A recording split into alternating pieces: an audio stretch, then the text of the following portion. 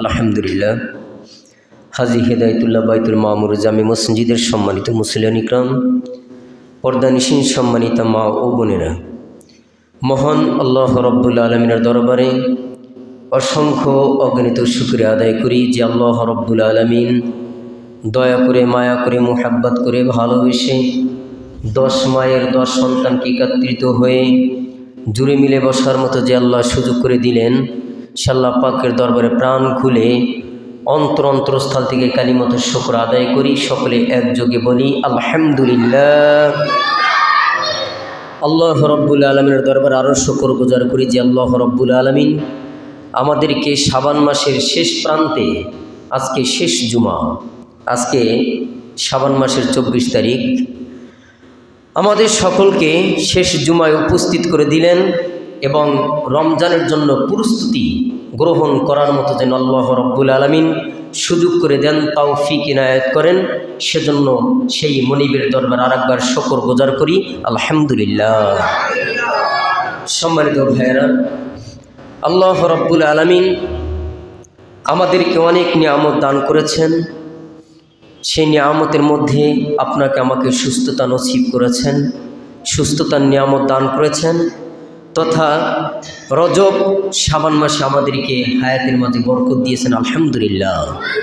আল্লাহ রব্বুল আলমিন আমাদের সকলকে যেন সেই রমজান পর্যন্ত আল্লাহ তাআলা হায়াতে দারাজ করেন এবং হায়াত পর্যন্ত সেই রমজান, পুরা রমজান যেন আমরা ইবাদত বন্দিগি করে কাটাইতে পারি, আল্লাহকে রাজি খুশি করাইতে পারি। চিল্লে বলুন আমিন। সম্মানিত ভাইয়েরা, আমি পবিত্র কুরআনুল কারীমের 30 নম্বর পারার ছোট্ট একটি সূরা জিলজাল, সেই জিলজালের মধ্যে 2টি আয়াত আমি তিলাওয়াত করেছি।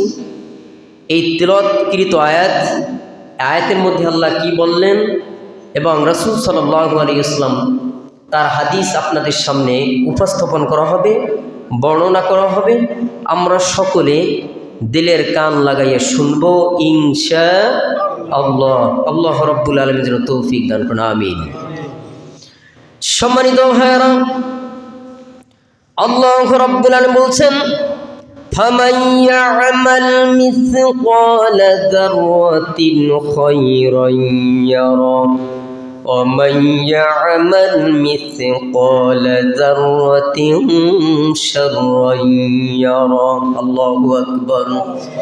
ভাইরা আমার, বন্ধুরা আমার, আল্লাহ রাব্বুল আলামিন আয়াতের মধ্যে স্পষ্টভাবে বলে দিয়েছেন, বান্দা, দুনিয়াতে তোমরা যদি বিন্দু পরিমাণ নেকের কাজ করো, তাও আমি আল্লাহ পাক রব্বুল আলামিন কিয়ামতের দিন তোমাদেরকে দেখাবো। সুবহানাল্লাহ। আর তোমরা যদি দুনিয়াতে বিন্দু পরিমাণ বদ আমল করো বান্দা, তাও আমি আল্লাহ পাক রব্বুল আলামিন কিয়ামতের দিন তোমাদেরকে দেখাবো। ভাইরা আমার, নেকি বদি উভয়টাকে আল্লাহ পাক রব্বুল আলামিন কিয়ামতের দিন দেখাবেন। বান্দা দুনিয়াতে পর্যাপ্ত পরিমাণে গুনাহের কাজ করেছে, কিন্তু কিয়ামতের দিন বান্দা অস্বীকার করবে, তা চলবে না। আল্লাহ তাআলা রেকর্ড করে রাখছেন। দুনিয়াতে হায়াতের জিন্দেগিতে আমরা কে কতটুকু ভালো করি, কে কতটুকু খারাপ করি, এটা কিন্তু ভিডিও আকারে ধারণ করে আল্লাহ তাআলা রাখতেছেন। কিয়ামতের দিন বান্দা, তুমি হাজার অপরাধ করেছো, তুমি অস্বীকার করবা, কোনো সুযোগ থাকবে না, কোনো সুযোগ নেই। এই জন্য আল্লাহ তাআলা বলছেন, যে ব্যক্তি দুনিয়ার জমিনে বিন্দু মাত্র নেকের কাজ, জাররা বুঝেন, জাররা পরিমাণ যে নেকের কাজ করবে, তাও আল্লাহ তাআলা সুন্দরভাবে দেখাবে। আর বান্দা, তুমি যদি জাররা পরিমাণ বদ আমল করো, গুনাহের কাজ করো, যেটা দেখা যায় না, ওটাও আল্লাহ তাআলা তোমাকে দেখাবেন।